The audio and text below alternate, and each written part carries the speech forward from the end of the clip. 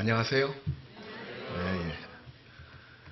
오늘 정말 화창하고 날씨가 풀려서 너무 좋은 주일인 것 같습니다. 주일, 주님의 날이거든요. 그래서 주님께서 죽으시고 3일째 되는 날, 바로 주일 새벽에 부활하셨기 때문에 부활이 복음의 완성입니다. 그래서 그분의 죽으심과 그분의 부활하심을 믿음으로 말미암아 우리가 거듭났다. 살아있는 소망을 주셨습니다. 그 부활을 기념하기 위해서 당연히 구원을 받은 사람은 이 주일날 아침에 함께 모여 하나님을 찬양하고 또 그분의 말씀을 배우는 가운데 순종하는 삶을 우리가 잊지 말고 주님 오시는 그날까지 지속해야 됩니다. 그래서 오늘 주의 날에 주님의 피로 재용서받은 우리 거룩한 성도들이 이 한자리에 모여있는 모습 보니까 세상에서 이보다 더 아름다운 모습은 없습니다. 그래서 너무나 감사드리고, 그리고 오늘 하루 왼종일 주님께 거룩한 산제사,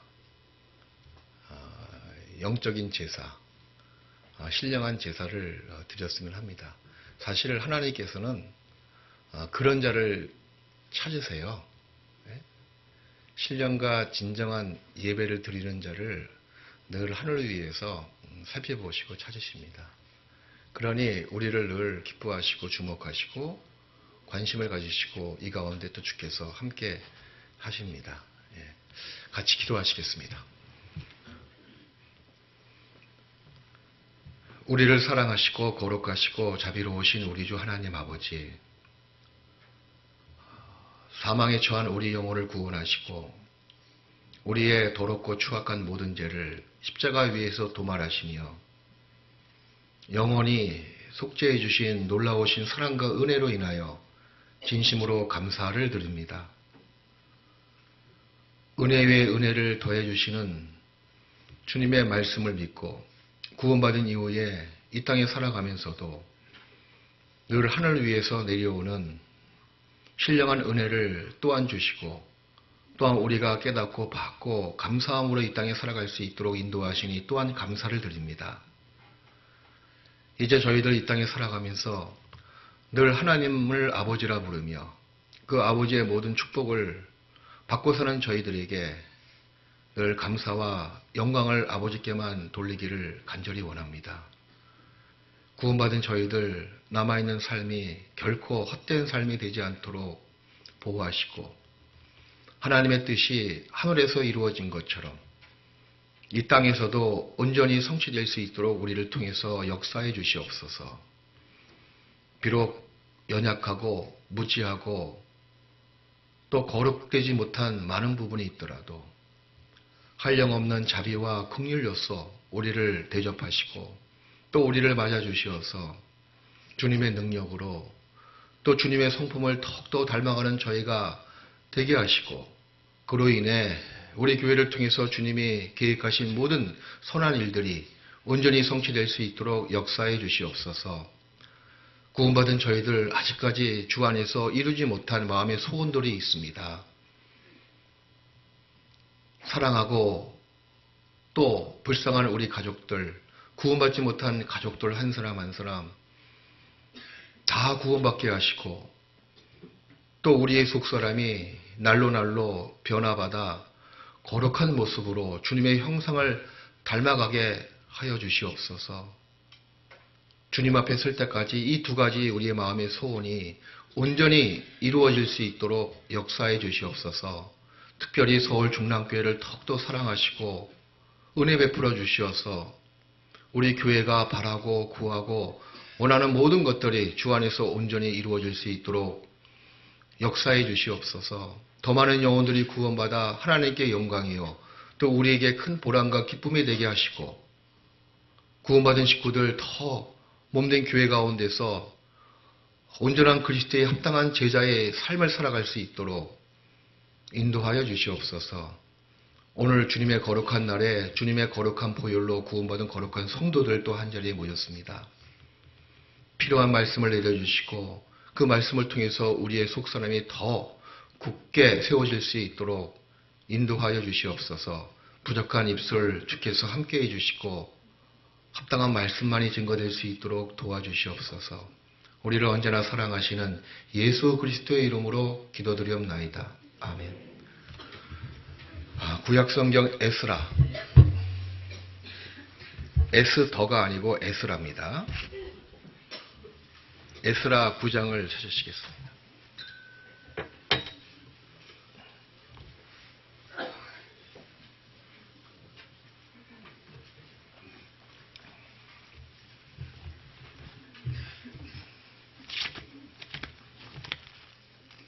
늘 에스라는 느헤미야와 딱 붙어있는 성경이에요.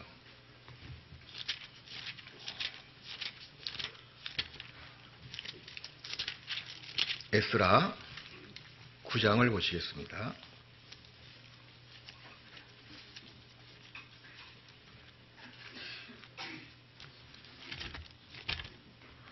에스라 9장 7절부터 8절까지 구약성경 723페이지입니다.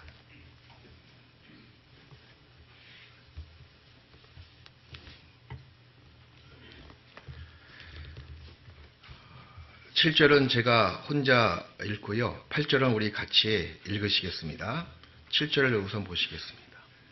우리의 열조 때로부터 오늘까지 우리 죄가 심하매 우리의 죄악으로 인하여 우리와 우리 왕들과 우리 제사장들을 열방 왕들의 손에 붙이사 칼에 죽으며 사로잡히며 노략을 당하며 얼굴을 부끄럽게 하심이 오늘날 같으니이다.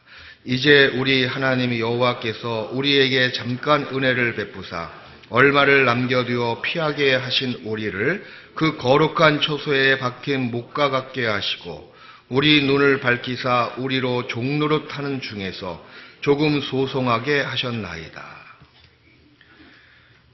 이 에스라 성경은 지금으로부터 약 2440년 전, 약 한 2400년 전에 학사 에스라가 이스라엘 백성이 1차 포로 귀환 후, 또 2차 포로 귀환 후에 다시 이스라엘 땅에 들어온 이스라엘 백성들에게 신앙의 개혁과 신앙의 부흥을 촉구하는 그 내용들로 가득 차 있습니다. 수룹바벨을 중심으로 해서 포로가 1차 귀환했지요. 성경의 약속대로 70년 포로 생활을 마치고 돌아온들은 예언의 성취를 이루었습니다. 수룹바벨을 중심으로 해서 많은 이스라엘 백성이 첫 번째로 다시 그 고국에 고향 땅에 돌아옵니다. 돌아와서 첫 번째 한 일은 바로 여호와의 성전을 다시 짓는 일이었습니다. 그래서 성전이 재건됐습니다. 재건된 이후에 다시 포로가 2차 귀환을 합니다. 그 귀환한 그 이스라엘 백성 중에서 에스라도 포함되어 있습니다. 그래서 귀환해서 이스라엘 백성이 율법을 잘 알지 못했거든요. 그래서 에스라가 율법에 정통한 율법 학사입니다.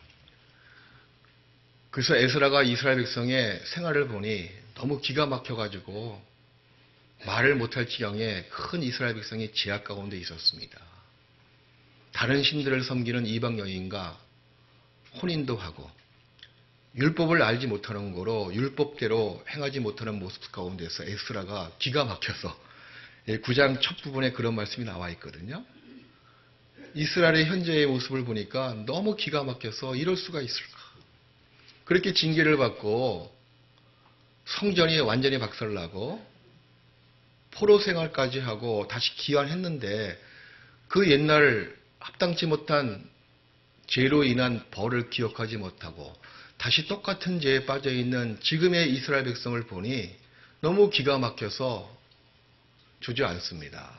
그래서 에스라가 이 9장에 이스라엘 백성을 대표로 해서 그 죄에 대해서 회개와 그리고 회복을 위한 기도가 나와 있는 거예요. 다시 재건된 성전에서 하나님을 섬기는 이스라엘의 백성은 훗날 죄와 사망의 권세에서 구원을 받고 해방받은 그리스도인들의 모습을 상징적으로 이야기해주고 있습니다. 그리고 재건된 성전에 들어와서 하나님을 섬기는 이스라엘의 백성은 주님의 몸된 교회 가운데서 힘겨 놓은 구원받은 사람의 신앙생활을 대변해주고 있는 모습이기도 합니다. 포로가 되어서 70년 동안 생활을 한 이스라엘 백성, 70년 이후에 1차 포로 교환이 있었고 2차 포로 교환이 있었습니다. 귀환했지요. 다시 성전을 짓고 성전 가운데서 하나님을 섬기는 이스라엘 백성의 모습이 나와 있는데 그것은 지금 그리스도인의 모습이기도 하다 그 얘기예요. 죄와 사망의 권세에서 우리를 해방시켜 주셨습니다. 그뿐만 아니라 다시 재건된 성전에서 이스라엘 백성이 하나님을 섬기기 위해서 회개와 또 기도를 하는 이스라엘 모습을 통해서 이 주님이 피를 흘리고 사주신 몸된 교회 가운데서 우리를 신겨 놓으신 거예요. 그래서 에스라가 또한 이렇게 회개의 기도를 하면서 훗날 구원받은 사람의 모습을 이렇게 표현하고 있습니다. 그 말씀이 어디 나와 있냐면 9장 8절에 보십시오.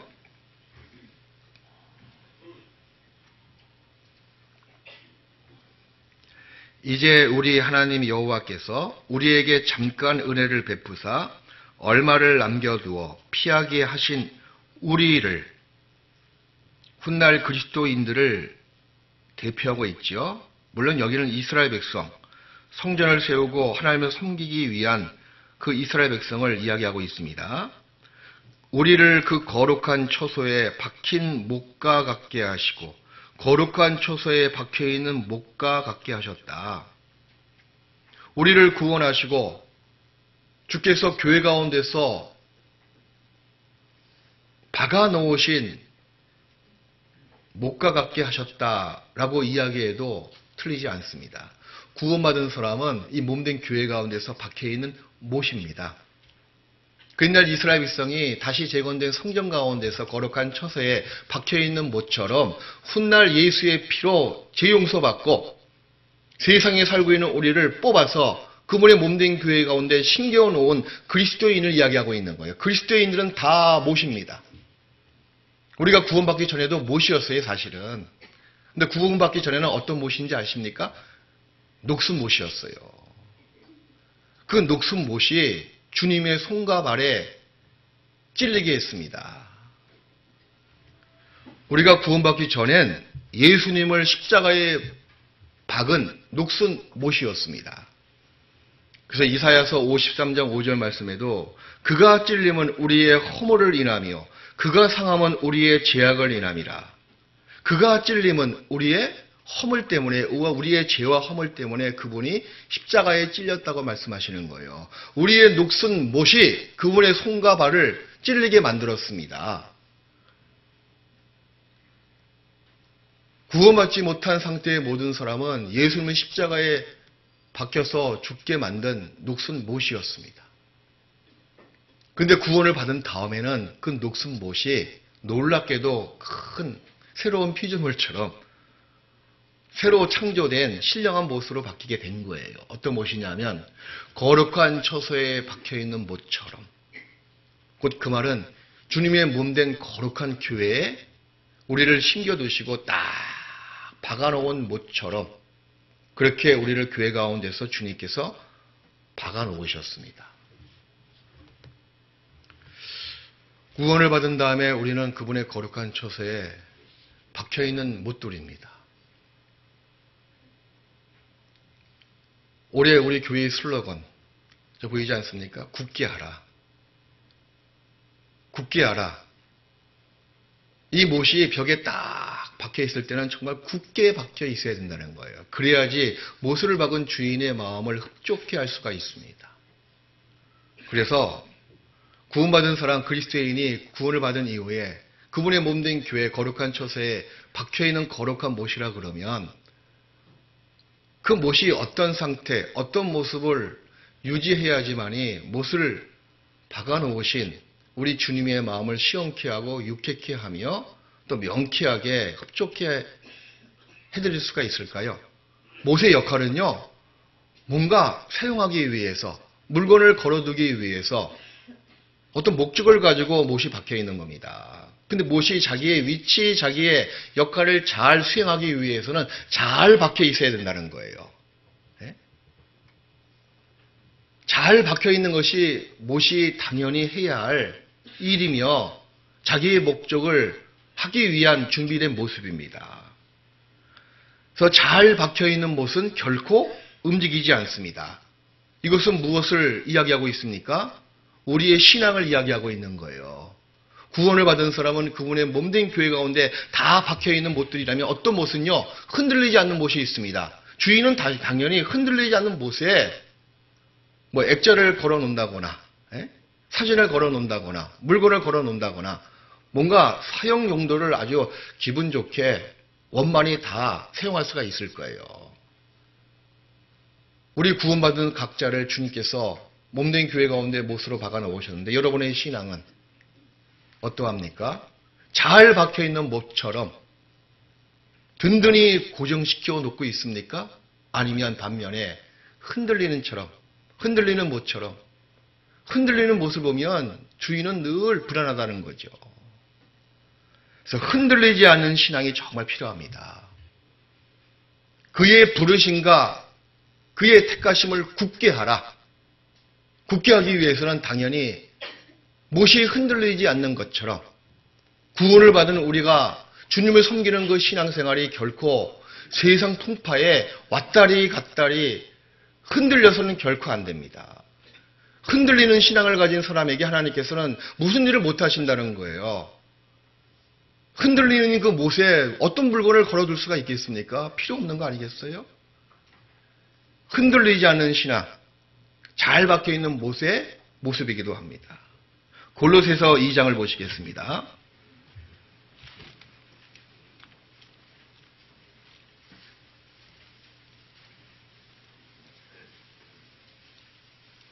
신약성경 골로새서 2장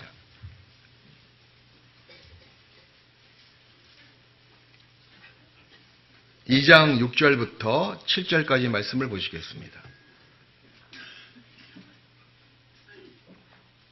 그리스도인은 이 교회 가운데 박혀있는 못인데 박혀있는 못의 첫 번째 가장 중요한 상태는 흔들리지 않는 잘 박혀있는 상태를 갖고 있어야 된다는 거죠. 성경도 그걸 우리에게 촉구하고 있습니다. 골로새서 2장 6절부터 7절까지 그러므로 너희가 그리스도 예수를 주로 받았으니 구원을 받았으니 그 안에서 몸된 교회 아닙니다. 말씀 아니죠? 그 안에서 행하는 것이 신앙생활의 모습이에요. 행하는 모습이 구체적으로 7절에 나와 있습니다. 7절 말씀을 같이 읽겠습니다. 그 안에 뿌리를 박으며 세움을 입어 교훈을 받은 대로 믿음에 굳게 서서 감사함을 넘치게 하라. 그 안에서 뿌리를 박으며 못이 깊숙이 들어가는 것처럼 신앙의 뿌리를 깊숙이 내리는 모습이에요. 그런 자의 믿음의 생활은 당연히 굳게 된다는 겁니다. 그의 부르심과 택하심을 힘써 굳게 하라, 굳게 하라. 믿음에 굳게 서라 그 얘기예요. 자, 흔들리지 않은 신앙, 단단히 그 거룩한 천서에 든든히 박혀있는 못의 모습을 대변해주고 있는데 내 신앙이, 내 속사람이 흔들리지 않게 하기 위해서는 몇 가지 반드시 필요한 조건이 있습니다. 구원받은 것이 무엇이 좋습니까? 소망이 생겨서 좋은 거예요. 밖에 있는 세상 사람이나 교회 안에 들어온 목 같은 그리스도인이나 똑같은 한 세상에 살고 있는 사람들입니다. 인생의 모진 풍파 똑같이 맞이해요. 인생의 슬픔, 헤어짐의 아픔, 병으로 인한 고통, 구원받지 않은 사람이나 구원받은 사람이나 이 세상은 열린 세상이기 때문에 피해가지 않습니다.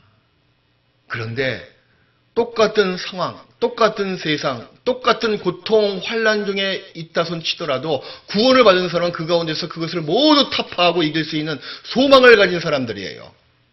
소망이 이 모든 것을 다 이길 수가 있습니다. 너희가 세상에서 환난을 당하나 담대하라. 내가 세상을 이겼노라. 구원을 받은 사람은 그리스도 예수 안에 박혀있는 목 같은 사람이기 때문에 예수님과 함께 세상을 능히 이길 수 있는 믿음과 소망을 가진 거예요. 우리에게 살아있는 소망을 주셨습니다.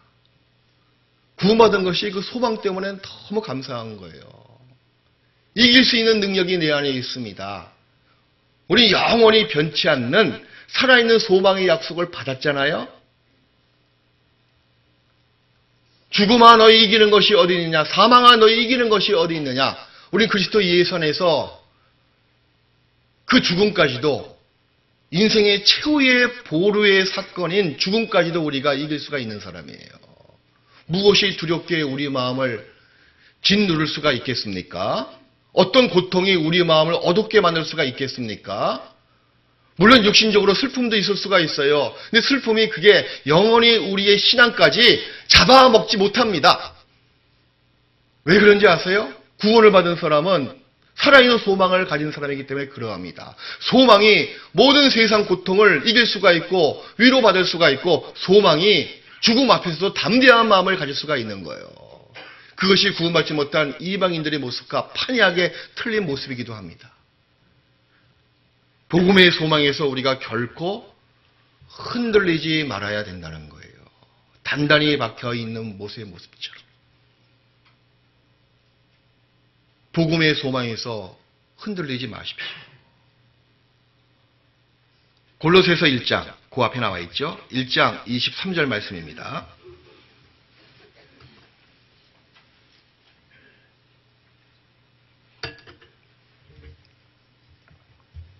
(1장 23절) 만일 너희가 믿음에 거하고 터 위에, 여기도 굳게 서서 나와 있죠. 더욱 힘써 굳게 하라. 굳게 서서. 나머지 말씀을 같이 읽읍시다. 너희 들은 바 복음의 소망에서 흔들리지 아니하면 그리하리라. 이 복음은 천하 만민에게 전파된 바요 나 바울은 이 복음의 일꾼이 되었노라. 복음의 소망에서 왔다리 갔다리 흔들리지 아니하면 그리하리라. 어떻게 된다고요? 굳게 선다고 말씀하시는 거예요. 나는 구원을 받았습니다.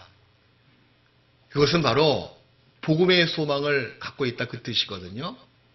예수님의 죽으심과 부활하심으로 말미암아 너희를 거듭나게 하사 그 다음에 산 소망이 있게 하시니 살아있는 소망을 주신 거예요.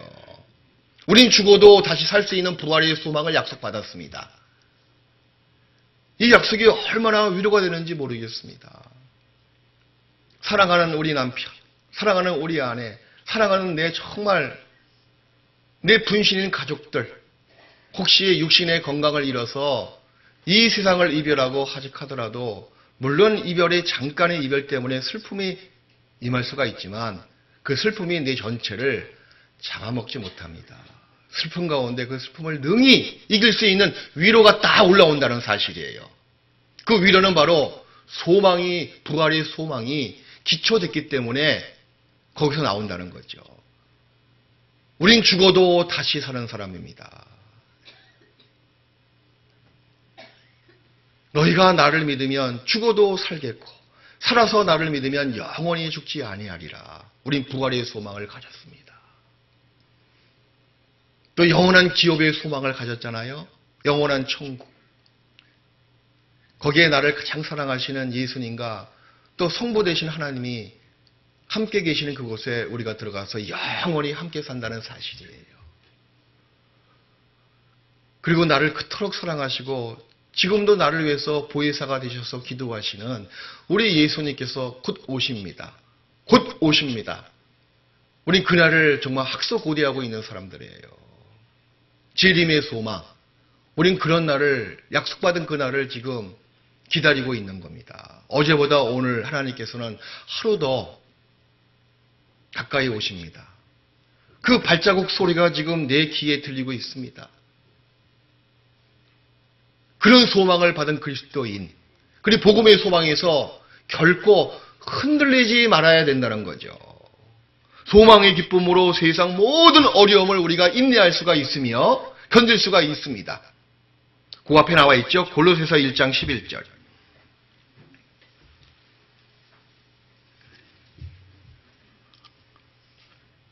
골로새서 1장 11절.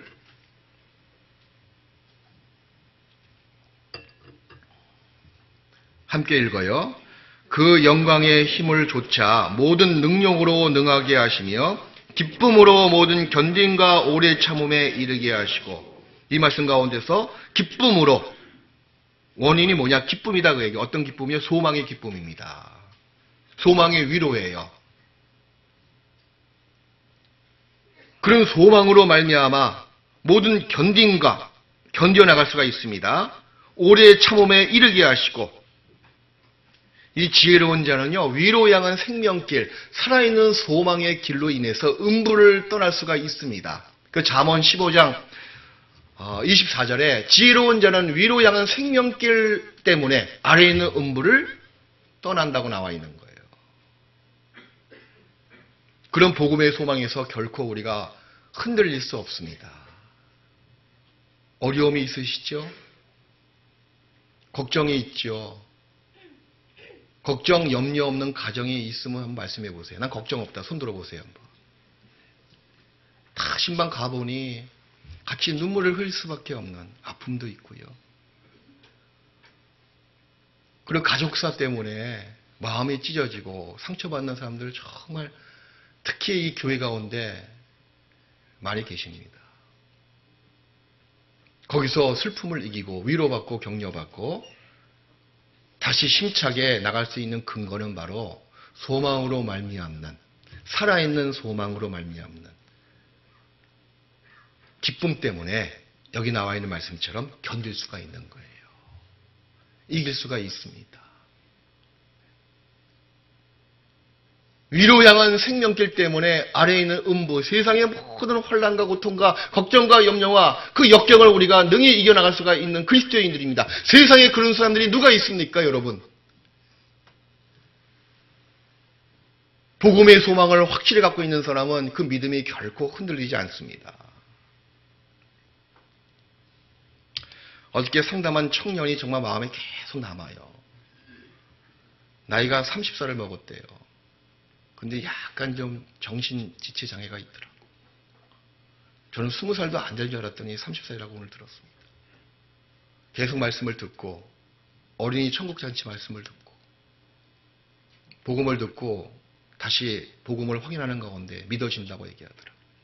제가요 거기서 정말 기쁨이 올라왔습니다. 저 여자에게 무슨 세상의 소망이 있을까? 얼굴은 천진난만하게 생겼는데 뭔가 약간 이상해. 사회생활을 하면서 얼마나 많은 사람들에게 비웃음을 샀고 멸시를 받았고 따돌림을 받았겠어요. 무슨 세상에 소망이 있겠습니까? 그런 분들이 정말 구원을 받아야 돼요. 그런 분들이 구원받으면 정말 산소망이 생기거든요. 세상에 아무런 소망이 없는 자에게 이 복음을 전해서 소망을 주는 일만큼 세상에 선한 일이 어디 있겠냐 그 얘기예요. 소망을 주고 기뻐하고 이제 하늘 소망 가운데 남아있는 그 삶을 살아갈 수 있다는 사실입니다. 멸시를 받지만 비웃음을 사지만 주님은 결코 나를 멸시하지 아니하시고 비웃음을 주시는 분이 아니세요. 내가 우는 것만큼 주님께서 같이 우시고 내가 기뻐하는 것만큼 주님께서 같이 기뻐하시고 내가 어려운 고통 중에 있는 것만큼 주님께서 내 사정을 다 아시는 분이십니다. 그분이 나와 함께 하시고 그분 안에 들어와 있는 것이 얼마나 놀랍고 얼마나 큰 환희의 순간들입니까? 그런 소망을 우리가 가진 자들이잖아요. 소망이 흔들리면 정말 슬픈 사람이 되는 거예요. 우린 복음으로 말미암아 그 소망에 견고히 서 있는 사람이 되어야 되겠습니다. 교회 가운데서 단단히 박혀있는 못처럼 단단히 박힐 수 있는 근거는 바로 복음의 소망이 딱 나를 든든히 받게 만들어준다는 거예요. 그리고 말씀이 내 신앙을 견고하게 만들어줍니다. 말씀에 굳건히 서십시오. 내 말씀을 못 들으면 난 죽는다 하는 생명을 걸고 신앙생활 하시라는 거예요. 목숨을 걸고 신앙생활 하시라는 겁니다. 난 주님을 떠나면 이 세상에서 어디에다 마음을 둘 곳이 없는 사람입니다. 주님을 떠나고 말씀을 떠나면 이 세상에서 어디에 기쁨의 원천을 내가 얻을 수가 있겠습니까? 난 주님 떠나고 말씀 떠나고 교제 떠나면 난 죽어있는 사람입니다. 이것이 내 마지막 유일한 생명입니다. 생명줄입니다. 그렇게 목숨 걸고 마음을 다하고 뜻을 다하고 생명을 다해서 주님을 섬겨야 된다 그 얘기예요. 말씀에 굳건히 서 있어야 된다는 거예요. 전도서 12장을 보시겠습니다.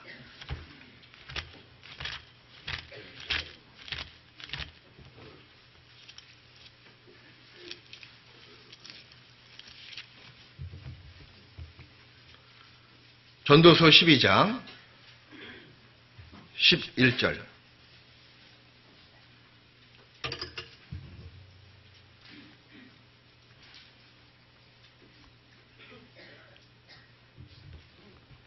전도서 12장 11절 말씀, 구약성경 957페이지입니다. 12장 11절 말씀을 우리 같이 읽읍시다. 지혜자의 말씀은 찌르는 채찍 같고 회중의 스승의 말씀은 잘 박힌 목 같으니 다 한 목자에 주심만이라. 여기 말씀을 또 잘 박힌 못이라고 또 표현하고 있지요. 그 못에 우리가 박혀서 물건이 걸려있듯이 옷이 걸려있듯이 꽉 박혀가지고 깊숙이 들어가야 된다는 거예요.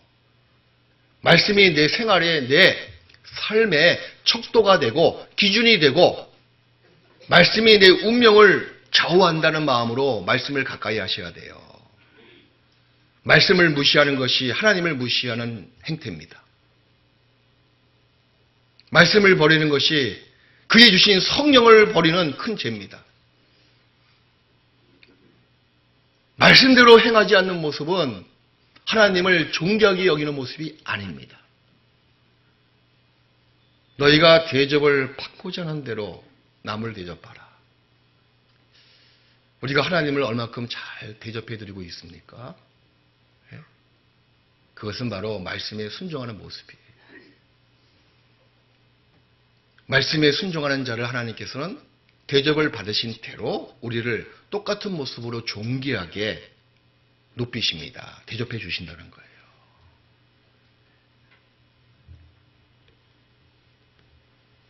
말씀과 어기는 생활은 목숨을 걸고 버려야 된다는 겁니다.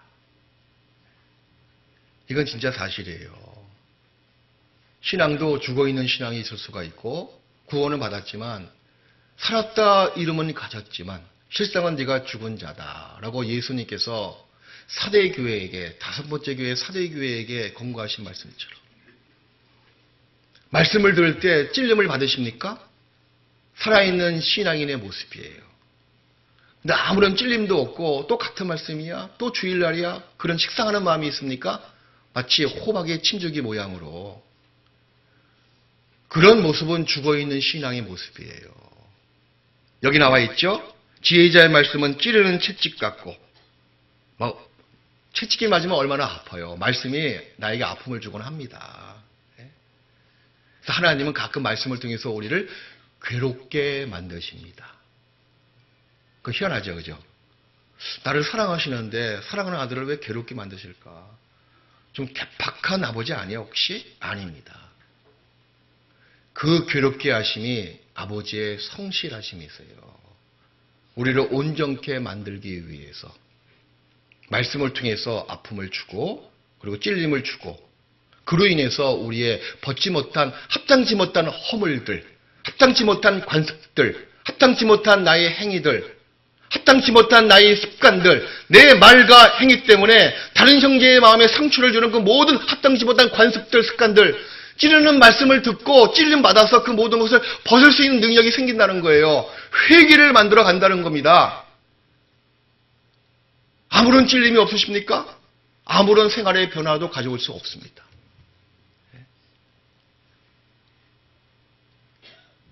회중 스승의 말씀은 잘 박힌 못 같으니 말씀이 잘 박혀 있는 못처럼 우리를 확 박아버린다는 거예요. 확 박아버리면요 흔들리지 않습니다. 흔들리지 않는 믿음 생활을 할 수가 있는 거예요. 늘 말씀에 사로잡혀서 말씀에 사로잡혀서 하루 왼종일 생활하고 있는 사람. 말씀에 어긋나면 이 성령이 말입니다. 진리의 성령이시기 때문에 찔림을 주는 거예요. 뭔가 양심에 꺼림직한 것이 생긴다는 거죠. 제가 저번 교구 봉사회 모임에 참 제가 한번 시험을 당했습니다. 3교구 모임을 가야 되는데 점심을 먹고 약을 먹으니까 막 어지럽고요. 막 메식겁고 그 감기가 안 떨어져가지고 못 간다고 제가 연락을 했어요. 연락을 하고 나서 1시간 지나니까 약기운이 싹 가시면서 다시 몸이 건강하게 정상으로 돌아왔어요. 그럼 가야 돼 말아야 돼 이거. 안 가고 집에 그냥 저녁 때 들어가면 보나마나 구박이 있을 텐데. 안 그러겠어요? 저녁 먹고 들어온 지 다 알고 있는데. 그쪽에서 몸이 안 좋아서 들어왔다 얘기하는 거짓말이고. 또 다시 전화해서 갈게요 하기도 약간 좀 미안하고. 최신머리 안 쓰고 말입니다. 순간적으로 말해요. 이거 가야 돼 말아야 돼. 시간은 6시 50분. 7시 가까이 왔습니다. 근데 안 가면 여러 가지로 내 양심을 속이는 것 같아요. 그 집에 가잖아요. 집에 안 가고 10시까지 사무실에 시간 채우고 가더라도 만약 물어보면 어떡해요. 그죠? 그래서 7시에 그냥 빨리 성경 가방 챙겨서 나갔습니다. 후다닥 나갔어요. 얼마나 추운지 아세요 그날? 하필은 꼭 그때 택시도 안 와. 그 맡은 택시도. 개똥도 약에 쓸려면 없다고요. 한 5분 기다려가 택시를 잡고 왔는데 택시도 내려준 것이 또 멀리 내려주고 가버렸어. 저는 싫은 소리 못 하거든요. 저기까지 가세요. 거기 들어가세요. 그렇게 택시기사한테 미안해서 내가 못합니다. 그냥 알아서 내려주세요. 가니까 마음이 탁 풀리더라고요. 집에 들어갈 때도 떳떳이 들어갑니다. 그냥. 그걸 보면서 올 한 해만큼은 내가 양심에 꺼리낌 내는 것은 절대 하지 말아야 되겠다. 그게 말씀에 꽉 박혀 있는 모습이에요. 말씀에 붙잡혀 사는 모습이기도 합니다. 여러분의 생활 가운데서 여러분의 모든 말과 행동이 그 말씀에 딱 못이 박혀서 흔들리지 않게 딱 살아야 돼요. 그렇게 마음의 결심을 하셔야 됩니다. 말씀에 견고하게 여러분의 신앙을 못에 박힌 것처럼 딱 박혀가지고 말씀의 그 궤도 가운데서 절대 벗어나지 마세요. 말씀이 있는 곳에 늘 참여하십시오. 그게 생명줄이에요, 여러분. 신앙생활은 취미생활 아니에요. 내가 마음이 좋으면 나가고 마음이 불쾌하면 안 나가고 특히 봉사할 때 마음이 즐거우면 찬양대에 쓰고 마음이 즐겁지 않으면 찬양대에 안 쓰고 기분이 좋으면 주일학교, 교회학교 봉사하고 기분이 나쁘면 교회학교 봉사 다음에 하고 그런 취미생활이 신앙생활이 아닙니다. 신앙생활은 여러분의 생명과 연결되어 있는 거예요. 죽으나 사나 거기에 못이 팍 박혀가지고 꼼짝달싹 못하는 그런 생활로 그리스도 예수 안에 갇혀서 말씀에 붙잡혀서 그 궤도 가운데 살아가는 것이 여러분에게 큰 축복이고 그것이 여러분의 즐거움이고 그것이 행복입니다. 말씀에 견고하게 딱 자기를 못이 박힌 것처럼 흔들리지 않게 세우십시오. 굳게 하십시오. 그리고 또 한 가지 더 굳게 할 것이 있습니다. 그것이 여러분의 마음이에요. 이사야 26장을 보시겠습니다.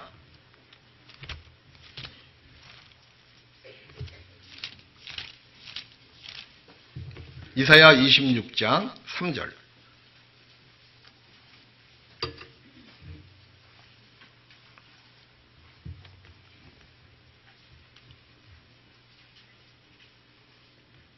이사야 26장 3절 994페이지 같이 읽읍시다. 주께서 심지가 견고한 자를 평강의 평강으로 지키시리니 이는 그가 주님을 의지하는 그 마음을 흔들리지 않도록 심지 이 마음의 뿌리거든요. 마음의 뿌리를 견고한 자가 평강의 평강으로 주님께서 지켜주시고 인도해 주십니다. 그래서 마음을 지키십시오. 마음을 지키면서 마음을 좀 더 넓게 여시는 것도 필요해요. 그래서 신앙생활은 이 마음을 낮춤과 동시에 또 마음의 문을 넓게 여는 거예요. 마음을 넓힌다 그 얘기죠. 그리고 그 낮고 넓게 연 그 마음의 문을 흔들리지 않도록 딱 지키는 겁니다. 그런 자에게 진짜 하나님의 평강이 늘 강물처럼 충만케 만들어 주십니다. 그 처음에 확실한 것, 저는 아무리 생각해도 우리 교회처럼 복음에 확실한 교회가 세상에 없다고 자부하고 있는 사람이에요. 저는 체험적으로 내가 알고 있는 하나님,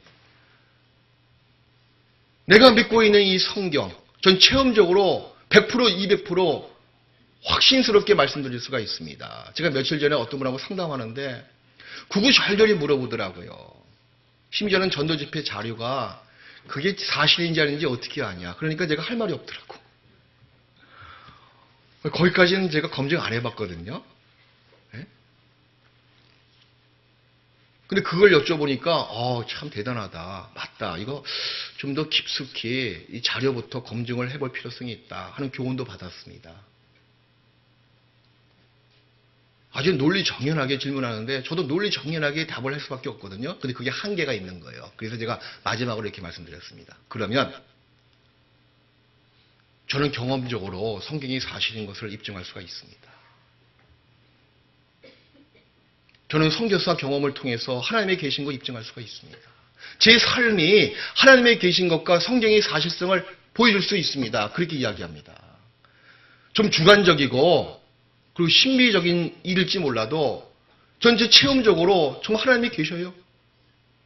많은 분들 구원받고 그 마음에 변화받고 마약과 술과 세상을 다 끊고 확실히 새로운 피조물로 변화된 사람들 많이 봅니다. 이것이 어떻게 하나님이 안 계시면 그렇게 누가 변화시킬 수가 있겠습니까? 성경이 사실이 아니면 어떻게 많은 사람들이 자기 목숨을 내던지고 그렇게 순교의 일로 순교로서 죽을 수가 있냐 그 얘기예요.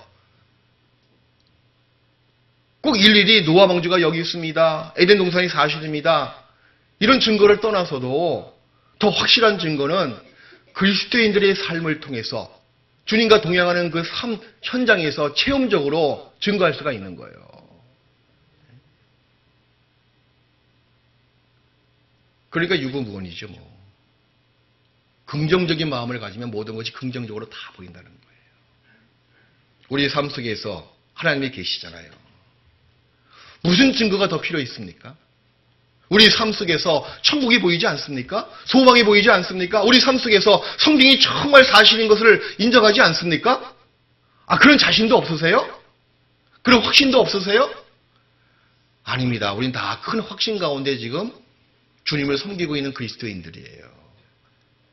나의 존재가 바로 하나님의 살아계심을 입증하고 있습니다. 그리스도인들의 그 변화된 삶,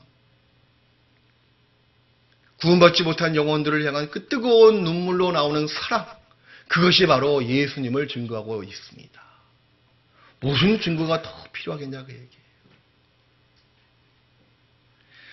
이 복음이 얼마나 확실합니까? 수십 년 전에 그 들어서 구원받은 나의 복음, 지금도 똑같은 모습으로 똑같은 말씀을 통해서 증거하고 있잖아요. 우리가 처음에 확실한 것을 끝까지 견고히 잡아야 된다는 거예요. 신앙의 승리자는 많은 업적을 남기는 것이 신앙의 승리자가 아니고 신앙의 승리자, 신앙의 거인은 몇십 년이 지나도 그 자리를 지키고 있는 남아있는 자가 신앙의 거인이고 신앙의 성공자입니다. 처음에 확실한 것을 끝까지 잡고 흔들리지 않는 그 사람이 신앙의 위대한 사람들이에요. 히브리서 3장을 보시겠습니다.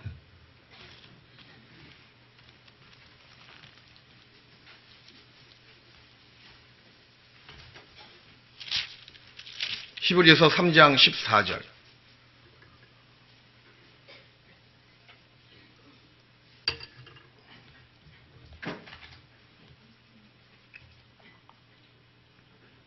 신약성경 355페이지 히브리서 3장 14절. 우리가 시작할 때 확실한 것, 너무 확실하잖아요. 확실한 것을 끝까지 견고히 잡으면, 견고히 잡는 거죠. 그런 자가 그리스도와 함께 참여한 자가 된다. 신앙에 성공한 자가 된다고 말씀하시는 거예요. 구원받은 연수를 자랑할 것은 없지만 그래도 정말 자랑할 것이 한 가지 있습니다. 다른 업적을 자랑할 것은 없어요. 다 주님이 해주신 것이기 때문에. 근데 한 가지 자랑할 것은 있어요. 여전히 똑같은 말씀을 듣고 똑같은 소망 가운데 똑같은 복음을 전하고 복음이 내 마음을 기쁘게 만들고 똑같은 모습으로 이 자리에 앉아있는 그 자체는 자랑거리예요. 겸손하지 않으면, 주님을 끝까지 사랑하지 않으면 이 자리에 버티지 못합니다. 어떤 바람에 날아갈 수가 있는 거예요. 교리적인 바람, 교만의 바람, 자만의 바람, 탐욕의 바람에 많은 사람들은 교회를 다 떠났습니다. 구원받은 연수를 자랑할 것은 한 가지밖에 없는 거예요. 부족하지만, 연약하지만 그래도 흔들리지 않고 교회에 남아있다는 사실입니다. 그런 분이 정말 존경스러운 거예요. 10년, 20년, 30년 지나면서 모진 풍파, 모진 바람을 다 맞닥뜨렸을 겁니다. 약간은 흔들릴 수가 있겠죠. 근데 신앙을 끝까지 지키는 거예요. 10년 전에, 20년 전에, 30년 전에 전했던 복음이 지금 똑같이 복음 전하고 있잖아요. 똑같은 역사가 드러나고 있잖아요.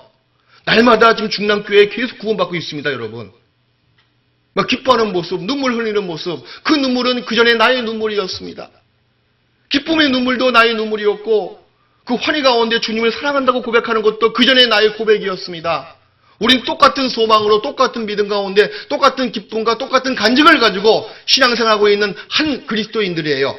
그분의 몸된 교회 가운데서 똑같은 지체 하나님의 가족들이다 그 얘기예요. 그것이 10년 지나고 20년 지나고 수백 년 지나고 수천 년 지났지만 변한 게 뭐 있습니까? 제가 그랬어요. 과거에 청교도가 지은 책을 보라고, 그분들의 간증이 어쩌면 나하고 똑같은지 모르겠다고, 한 성령이 그 시대에 역사하셨고 지금도 우리 교회 가운데 역사하신다고, 얼마나 확실한 증거 아니냐고. 처음에 확실한 것을 끝까지 견고히 잡으면 그것이 신앙의 거인이에요. 끝까지 견고히 잡는, 처음에 확실한 것을 굳게 잡는 신앙을 가져야 돼요. 그리고 잘 박혀있는 못은요, 자 보십시오. 잘 박혀있는 못은 어떤 물건도 다 걸어놓을 수가 있는 거예요. 주인이 믿음직하게 보이잖아요. 이 못 박는 거 쉬운 게 아니더구만 보니까. 제가 못 박다가 별 아픔을 많이 당했습니다. 내 손도 많이 찧었고요. 특히 콘크리트 못은 약간 틀리게 박잖아요. 그럼 튕겨져 나가더라고. 그래서 못 박다가 내 채신이 다 떨어져. 그래서 못 박는 것도 제가 안 하고 있습니다. 그냥 사람 불러 그런다고. 못까지 사람 부르냐고 그럼. 박다가 별망신 당하거든요. 근데 잘 박잖아요. 그러면 탁 들어가면 마음이 유쾌해. 그리고 무거운 물건도 안심하고 걸어놓을 수가 있는 것처럼 여러분도 마찬가지예요. 교회 가운데서 여러분의 믿음, 여러분의 신앙이 잘 박혀 있어야 돼요. 잘 박혀 있으면 주님의 마음을 유쾌하게 만들면서 어떤 일이든지 믿고 맡길 수가 있는 거예요. 어떤 무거운 물건이나 큰 물건도 걸어둘 수 있는 못이 되기 위해서는 더 깊숙이 들어가야 돼요. 그죠? 깊숙이 들어가기 위해서는 더 많이 얻어맞아야 돼요. 맞죠? 그죠? 망치를 얻어맞아야 돼, 계속. 팍팍 들어갈 때마다 못을 박는 주인의 마음은 더 그 못을 믿을 수가 있는 거예요. 못이 깊이 박히면 박힐수록 더 많은 것을 걸어놓을 수가 있습니다. 그 망치로 맞아야 돼요. 그것은 우리 신앙의 어려움이에요. 시련의 망치를 우리가 두들겨 맞습니다. 가정으로 말미암은 그 아픔의 망치도 우리가 두들겨 맞습니다. 세상 사업 때문에, 구원받지 못한 이방인들의 인간관계 때문에, 사람 때문에 고통도 받습니다. 돈 때문에 어려움도 당합니다. 돈이라는 망치 때문에 두들겨 맞습니다. 그것 때문에 고민도 하고 결국에는 주님께 나아갈 수밖에 없잖아요. 그렇게 하나님께서는 우리를 단련시켜 주신다는 거예요. 시련을 통해서 우리를 겸손하게 만듭니다. 못이 들어가면 못의 흔적은 아무리 긴 못이라 하더라도 못이 깊숙이 들어가면 들어갈수록 자기 형태가 많이 보여요? 안 보여요? 안 보이는 거예요. 그만큼 자기는 사라지고 주님의 일할 수 있는 그 범위는 더 넓혀진다는 거예요. 모든 물건을 다 걸어놓을 수가 있거든요. 자기가 살아있으면요. 자기가 삐죽 많이 나와 있으면 흔들리기 십상이고 무거운 물건을 걸어놓을 수가 없습니다. 그만큼 주님께서는 주님의 일을 하기 위해서 우리에게 어려움을 주님의 계획 가운데서 허락하시고 그리고 시련을 당하도록 주님이 주관하신다는 사실이에요. 어려움을 누가 주십니까? 주님의 손에서 나온 거예요. 나를 위해서 그 모든 것을 계획하시고 이루어 가시는 분이십니다. 욥기 23장.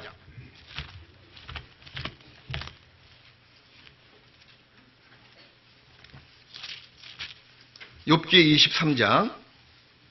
못이 망치로 맞아야 더욱 깊숙이 박히는 것처럼 우리 신앙의 모습도 마찬가지예요. 우리가 못이라고 말씀드렸지 않습니까? 교회 가운데서 더 깊이 박혀서 더 많은 물건을 걸어두기 위해서는 어려움을 통해서 우리가 깊숙이 들어가야 된다는 거예요. 깊숙이 자기 형태가 안 보이기 위해서 들어간다 그 말은 뭐냐면 겸손해진다는 거예요. 나는 온데간데 없이 사라지고 못의 형체가 더 들어가면 많이 안 보이잖아요. 자기가 점점점 사라지는 거예요. 욥기 23장 10절 다 아시는 말씀이죠? 나의 가는 길을 오직 그가 아시나니 주님은 다 아셔요. 어떤 고난이 임하는지 어떻게 네가 통과하는지 그 다음에 어떤 모습으로 딱 나오는지 다 아십니다. 주님이 다 계획하시고 그리고 주님의 역사를 위해서 결국에는 나를 위해서 그 일을 다 계획하시는 분이세요. 오직 그가 아시나니 그가 나를 단련하신 후에는 내가 정금같이 나오리라. 그러시면서 13절 14절 말씀을 같이 읽읍시다. 그는 뜻이 일정하시니 누가 능히 돌이킬까? 그 마음에 하고자 하시는 것이면 그것을 행하시나니 그런즉 내게 작정하신 것을 이루실 것이라. 이런 일이 그에게 그런즉 내게 작정하신 것 안에는 여기 나와 있듯이 단련시키는 일도 포함되어 있어요. 어려움도 포함되어 있습니다. 작정하신 것을 이루실 것이라. 이런 일이 그에게 많다 그랬어요? 적다 그랬어요? 많다고. 야, 많다고. 저는 이 말씀 들으면 어이구 많아? 큰일 났네. 그것이 아니고 감사합니다. 주님이 다 계획하시고 주님이 다 아시는군요. 이런 일이 많군요. 도리어 격려받고 그리고 도리어 위로받는 거예요. 아, 나를 위해서. 이게 나를 위해서입니다, 여러분. 나를 위해서 그 모든 것을 작정하시고 허락하신다는 사실이에요. 누가 허락하신 거예요? 주님이. 너희가 여러 가지 시험을 만나거든 온전히 기쁘게 여기라. 그렇게 야고보서 1장에도 나와 있습니다. 그 모든 작정하신 것을 끝내는 나를 위해서 이루어 가시는 분이세요.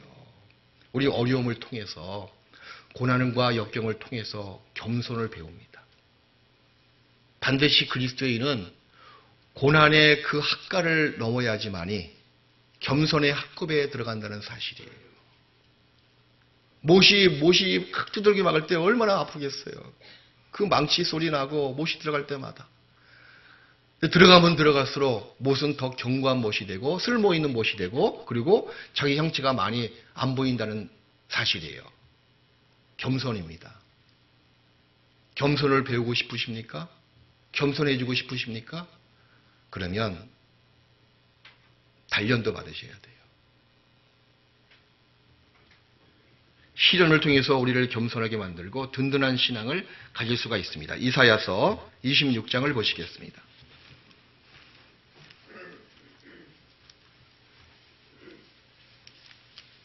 이사야 26장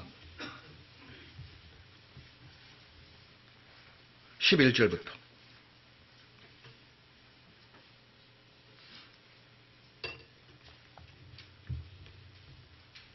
여호와여 주의 손이 높이 들릴지라도 그들이 보지 아니하다마는 백성을 위하시는 주의 열성을 보면 부끄러워할 것이라.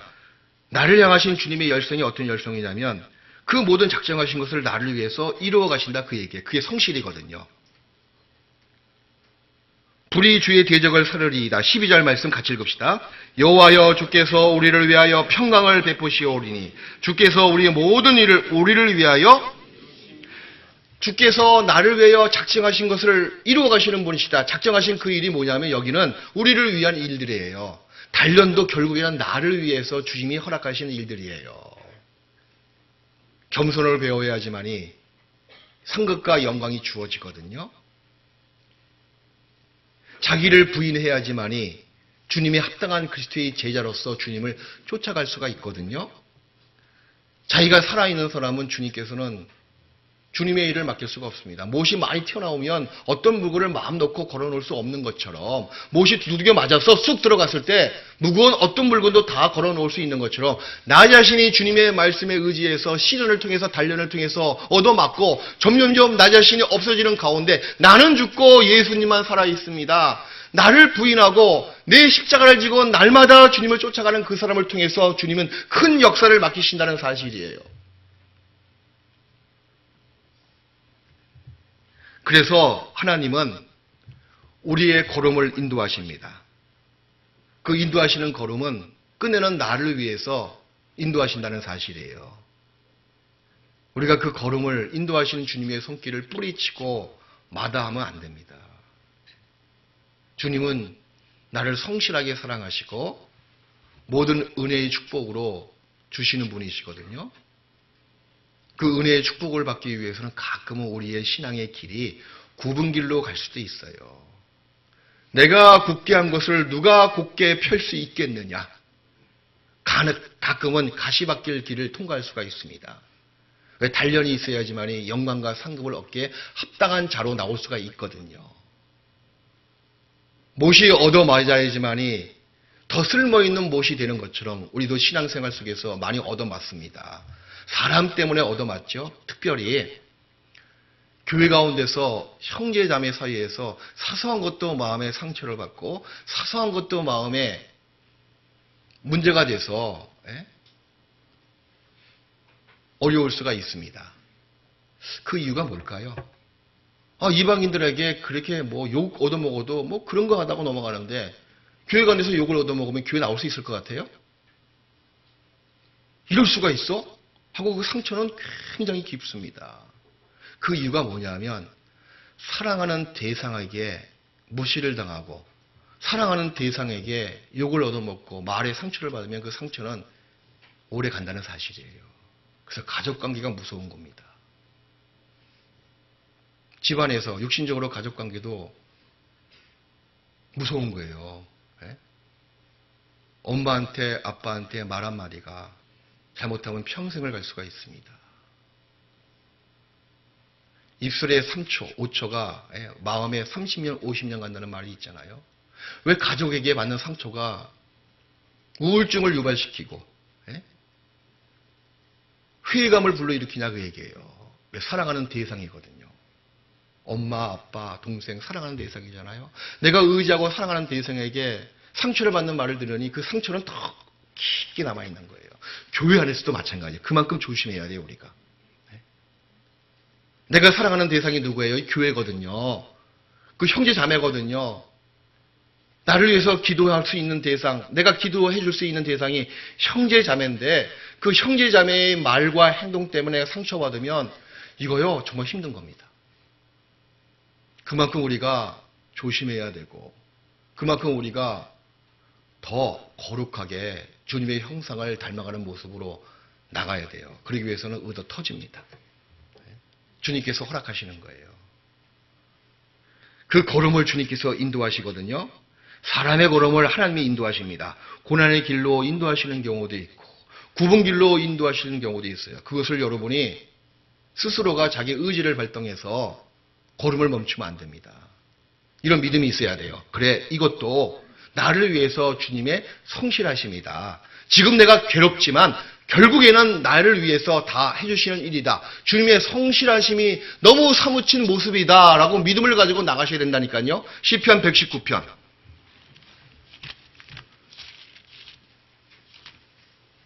시편 119편 75절입니다.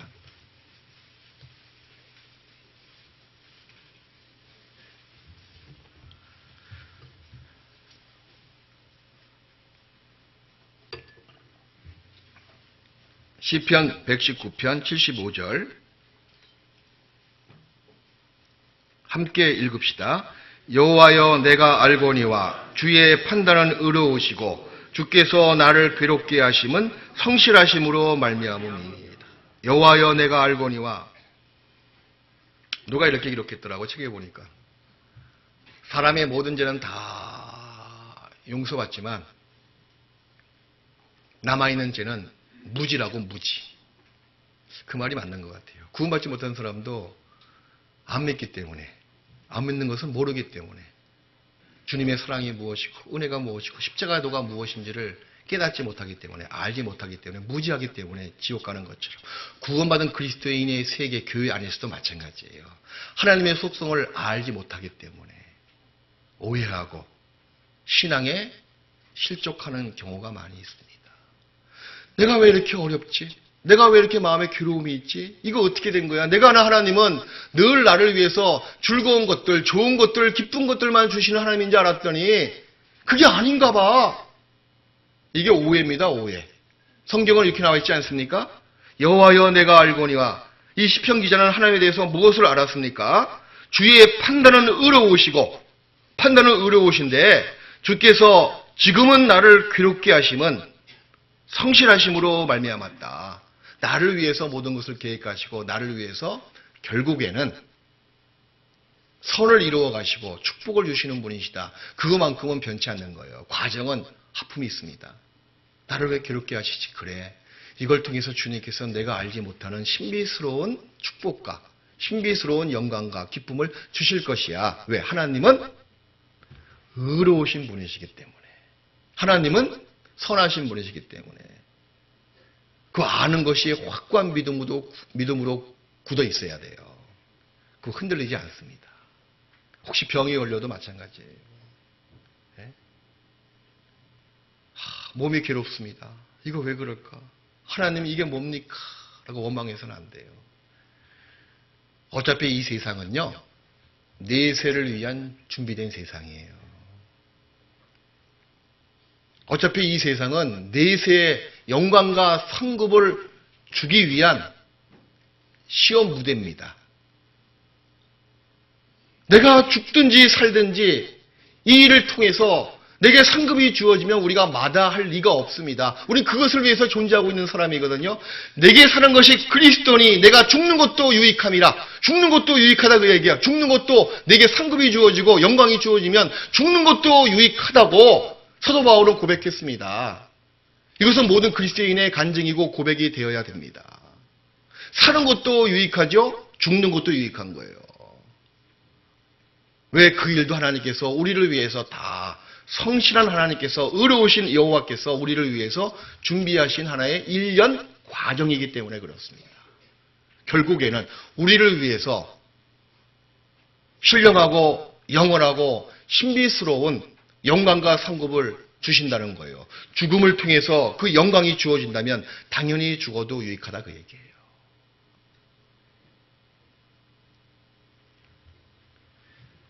잘 박힌 못은요.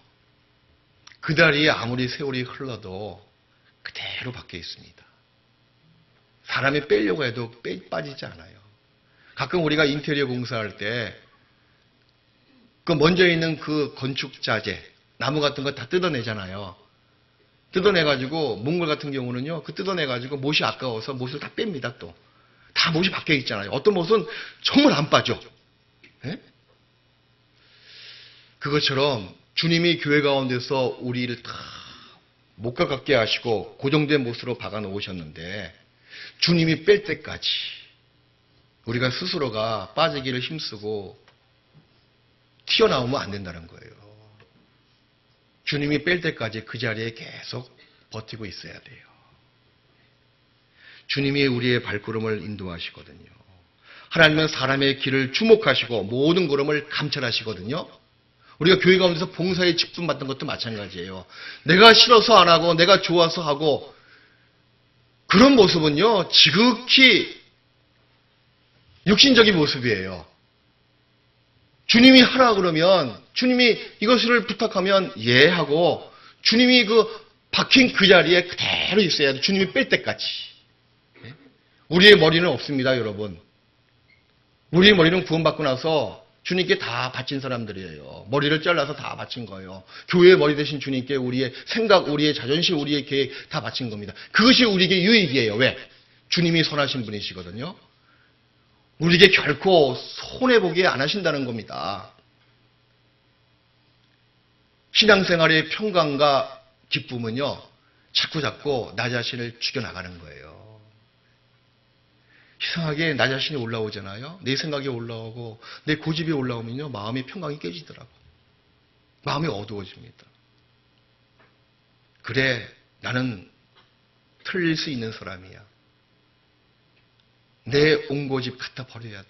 그것을 위해서 계속 망치질을 계속합니다. 나를 치고 나가는 거예요. 그때 비로소 평강이 주어져요. 그리고 안심이 돼. 갈등이 없어. 다툼도 없습니다.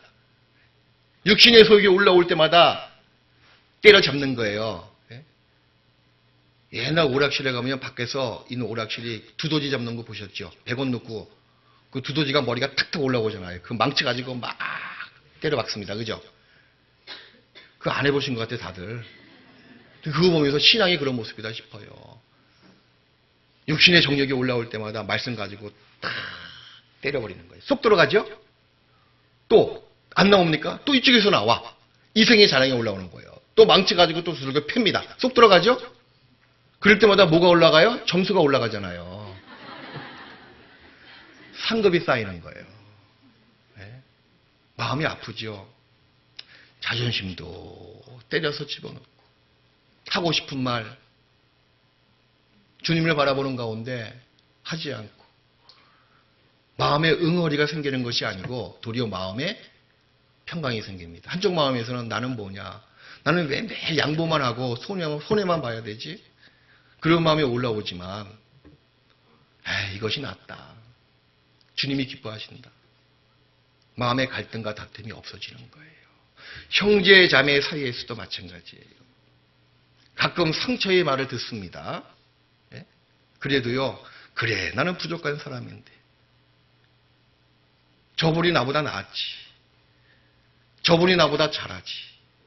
저분이 나보다 존경스럽지. 마음을 낮추면요, 그게 물건치고 싹 사라진다는 사실이에요. 뭔가 자기가 많이 살아있기 때문에 하나님께서는 다른 사람을 통해서 계속 치시는 거예요. 그걸 버티고 계속 있으면요, 더 터집니다. 그래서 잘 박힌 못은 그냥 박힌 그 자리에 계속 그대로 있습니다. 주님이 뺄 때까지. 그게 필요한 거예요. 더욱 힘써 너희 부르심과 택하심을 굳게 하라. 잘 박힌 못이 그 자리를 딱 굳건히 지키고 있는 것처럼 제발 여러분들의 의지를 너무 발동하지 마십시오. 자기 생각을 이야기할 수 있지만 혹시 교회의 뜻이 그렇다 그러면 그것을 집어넣는 거예요. 왜 말하지 못합니까? 교회는 누구나 다 똑같은 형제고 자매입니다. 할 말 다 있어요. 다 하십시오. 하지만 결국에 그 답은 주님이 인도하신다는 사실이에요. 왜 그러냐면 내 사정은 사실 자신도 잘 몰라요. 다 아는 것 같죠? 아닙니다. 자기 마음도 자기가 어떻게 다 압니까? 자기 마음 하나 제어하지 못하는 부족한 사람들인데 자기의 속사정 자신도 잘 모르는 경우가 있어요. 근데 주님은 다 아신다는 사실이에요. 다 아시는 주님께서 내 길을 인도하신다는데 우리가 맡기지 못할 것이 무엇이 있겠습니까? 내 사정을 다 온전히 아시는 주님께서 내 삶을 주관하시고 인도하신다는데 또 그분이 악한 분이 아니시고 선하신 분이신데 왜 인생을 다 그분한테 투자하지 못할 이유가 없는 거예요. 죽이시든지 살리시든지 주께서 알아서 하십시오. 내 뜻대로 마옵시고 주님의 뜻대로 하시옵소서. 그런 마음으로 우리가 주님께 순종하고 나갈 수가 있는 사람입니다. 그것이 나에게 축복으로 돌아옵니다. 이사야 40장을 보시겠습니다.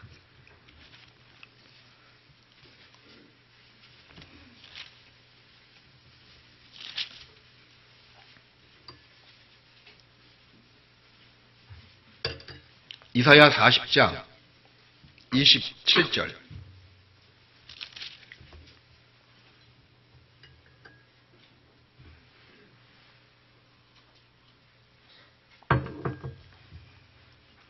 이사야 40장 27절. 같이 읽읍시다. 야곱아 내가 어찌하여 말하며 이스라엘아 내가 어찌하여 이르기를 내 사정은 여호와께 숨겨졌으며 원통한 것은 내 하나님에게서 수리하심을 받지 못한다 하느냐. 이거 책망하시는 말씀이죠. 야곱아 이스라엘아 너희 하나님이 너희 원통한 것을 모를 리가 있냐. 확실히 안다 그 얘기예요. 내 사정은 숨겨졌고 하나님이 못 찾으신다. 내 사정을 이렇게 어려운 사정을 하나님이 어떻게 아시랴. 그것이 아닙니다.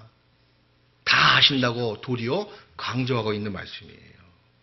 그래서 너는 알지 못하였느냐 듣지 못하였느냐 영원하신 하나님 여호와 땅끝까지 창조하신 자가 피곤치 아니하시며 곤비치 아니하시며 명철이 한이 없으시며 피곤한 자에게는 능력을 주시며 무능한 자에게는 힘을 더하시나니 소년이라도 피곤하며 곤비하며 장정이라도 넘어지며 자빠지되 오직 여호와를 앙망하는 자는 새 힘을 얻으리니 독수리의 날개치며 올라가면 같을 것이요 다른 박질하여도 곤비치 아니하겠고 걸어가도 피곤치 아니하리로다. 힘이 빠져있는 야곱아 절망 가운데 있는 이스라엘아 네 사정을 하나님이 다 아시고 말고 그래서 너에게 힘을 준다고 새 힘을 준다고. 하나님은 그 일을 행하시는데 피곤치 아니하시며 곤비치 아니하시며 성실한 분이시거든요. 그런 하나님을 여러분은 알고 믿어야 돼요. 자기 사정은 자기만 안다고요? 아닙니다. 자기도 몰라요. 하나님만 다 아셔요. 근데 그분이 나에게 새 힘을 주신다는 거예요. 아주 명쾌한 해법을 하나님만 갖고 계십니다. 그래서 하나님께 우린 그 앞에 계속 부르짖고 명쾌한 해법이 나올 때까지 기다리고 잘 박혀있는 못처럼 흔들리지 않고 스스로가 빠지면 안 돼요. 주인이 뺄 때까지 그 자리 지키고 있어야 돼요. 그게 올바른 든든히 신앙생활하고 있는 그리스도인의 모습이기도 합니다. 잘 박혀서 흔들림 없는 그 못처럼 우리 교회도 또 교회의 우리 지체들도 저나 여러분들 정말 흔들림 없이 남아있는 삶을 주님의 영광을 위해서 신앙생활 하시기를 바랍니다. 너희 부르심과 택하심을 힘써 굳세게 하라. 못이 잘 박혀있는 그런 모습처럼 굳건하게 그 자리를 다 지키고 있으십시오. 그러면 때가 되면 하나님께서 그 못을 통해서 일을 하신다는 거예요. 안심되거든요. 네? 믿음직스럽게 보이시거든요. 작은 일부터 큰 일까지 다 맡겨놓는다는 거예요. 우리 구원받은 사람은 주님의 마음을 늘 시원케 안심시켜 드려야 돼요. 왔다리 갔다리 하고 있는 사람은 뭐 하나 일을 맡길 수가 없는 거예요. 흔들리고 있는 못은, 자 보세요. 흔들리고 있는 못은 괜히 믿었다가 어떻게 됩니까? 손해만 당해. 예? 그죠? 못 믿었다가 흔들려 에라 모르겠다 하고 액자를 걸어놨습니다. 조금 지나니까 그냥 떨어지는 거예요. 마찬가지입니다. 신앙이 든든치 못한 사람은 교회 가운데 거치는 자가 될 수가 있어요. 쓸모 있는 못이 돼야 되는데, 유익한 못이 돼야 되는데 잘 박혀있지 않고 고난도 싫어하고 자기 마음대로 요리 피하고 조리 피하고 좋으면 교회 나오고 말씀 듣고 싫으면 교회 안 나오고 마치 취미생활처럼 이렇게 흔들리는 모습을 갖고 있는 그런 모세 그리스도인은 어떤 일도 맡기면 도리어 그 일을 통해서 교회를 망치게 만듭니다. 결코 교회에 유익한 사람이 되어야지 거치는 사람이 되면 결코 안 돼요. 미지근한 신앙이 주님의 마음을 슬프게 합니다. 미지근한 신앙이 주님의 마음에 근심을 줍니다. 저도 교회를 맡아보니까 그게 근심이에요. 구원은 받은 것 같은데 늘 미지근해. 그게 제일 근심사예요. 아예 구원받지 못하면 구원받지 못했습니다. 끌고 와서 계속 말씀 듣게 하고 뭔가 이렇게 답이 확실히 보이는데 구원은 받았어 정말. 근데 미지근해. 그러면 어떤 일도 맡길 수가 없고 저 마음에 큰 근심이 되는 거예요. 마치 주님도 여러분의 신앙을 그렇게 판단하실 겁니다. 미지근한 신앙. 매일 박혀있긴 박혀있는데 흔들려 계속 그냥. 언제 떨어질지 몰라. 도리어 그 못 믿고 물건 걸었다가는 손실을 당하는 것처럼 미지근한 신앙이 교회에 걱정을 주고 근심을 주고 주님의 마음을 슬프게 한다는 사실입니다. 이왕 한번 확실히 구원받았다면 교회 가운데 박혀있는 못이 됐다면 못의 역할을 충실하게 하셔야죠. 튼튼히 들어가야죠. 더 주님 앞에 중심으로 다가오십시오. 제발. 말씀도 더 가까이 가고 말씀 중심에 더 나아가십시오. 수요 말씀 안 나오면 정말 계획을 짜가지고 주님께 기도하고 말씀 가운데 나오시고 구역 모임 안 나오시면 어떻게 하면 한 달에 한 번 있는 구역 모임 그거 하나 못 지킵니까 여러분? 구원받은 사람이? 한 달에 몇 번 하는 것도 아니잖아요. 한 달에 한 번 있는 조모임 그 한 달 전부터 계획합니다. 오늘 계획 나올 거예요. 2월달 계획이. 그럼 지금부터 시간을 조절할 수 있는 그런 삶을 살아가셔야죠. 뭐 세상에 각밖의 세상에 쫓겨다니고 세상에 끌려다니십니까? 시간을 우리가 조절하고 있어야 돼요. 그렇게 신앙생활을 좀 더 중심으로 적극적으로 긍정적으로 잘 박혀있는 못처럼 믿을만 한 못처럼 그렇게 좀 나가십시오. 이것도 아니고 저것도 아니고 자기 생활이 바쁘고 자기 일이 먼저고. 신앙의 법칙은요. 내 일을 주님께 맡길 때 주님께서 내 일을 하시는 거 아세요? 내 일을 주님께 맡기고 그 주님이 내 일을 하시고 나는 주님의 일을 하는 거예요. 그럼 두 개 다 일거양득이야. 두 개 다 잘 돼. 내 일은 내가 하겠다 딱 잡고 주님의 일은 주님이 하십시오. 그러면요. 주님의 일도 망가지고 내 일도 망가져요. 그게 신앙의 법칙입니다. 그래서 좀 더 적극적으로 긍정적으로 주님 안으로 곧 말씀 안에 교회 안에 손님처럼 그렇게 오시지 마시고 난 주인이다. 주인이죠. 이 교회 중랑의 주인이 누굽니까? 주님이시고 또 그 다음에 주인들이 누구예요? 여러분들이에요. 여러분이 가족 식솔들이거든요. 여러분이 집에 있잖아요. 집의 주인이 누구예요? 그 가족들이 주인 아니겠습니까? 교회도 마찬가지예요. 하나님의 집인데 그 집의 주인은 주님이시고 그리고 여러분들이에요. 그런 마음으로 교회에 적극적으로 동참하시고 그리고 내가 아니면 이 일을 누가 할 수 오냐. 내가 이 자리를 지키지 않으면 누가 그 자리에 앉아 있을 소냐. 자리에 앉는 것도 마찬가지예요. 제가 보니까 탁 앉아 있어요. 이렇게. 없으면 그다음부터 제가 소원합니다. 이제. 안 보이거든. 아 주님도 그러실 것 같아. 그래서 박혀있는 그 못에 주인이 뺄 때까지 가만히 녹슬 때까지 허물어질 때까지 박혀있는 것처럼 구원받은 여러분들 그 자리를 끝까지 주님 오시는 그날까지 주님이 뺄 때까지 그 자리를 지키고 그리고 똑같은 모습으로 더 든든히 들어가 있는 못처럼 그렇게 신앙생활을 하시기를 정말 바라겠습니다. 그래서 올해 더욱 힘써 너희 부르심과 택하심을 굳게 잘 박혀있는 못처럼 굳게 하십시오. 같이 기도하시겠습니다.